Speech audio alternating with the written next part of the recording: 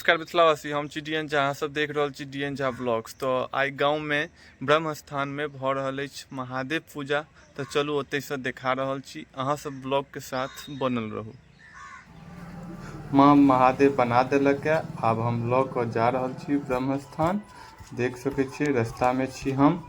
हे बहिना चलू न पूजा करल दीवार के गमकदार के ग्रह तेषां अरिष्ट नाश द्वारा शुभता।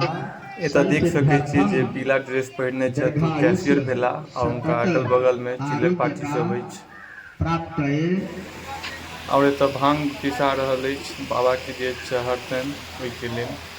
बाबा असगर छोड़लो हमरा संसार में मौसल छी मस्तन देव कहिया दर्शन देव कहिया महादेव दर्शन देव कहिया। हे नारायण महेश्वराय शिवाय नमः। आइए नारायण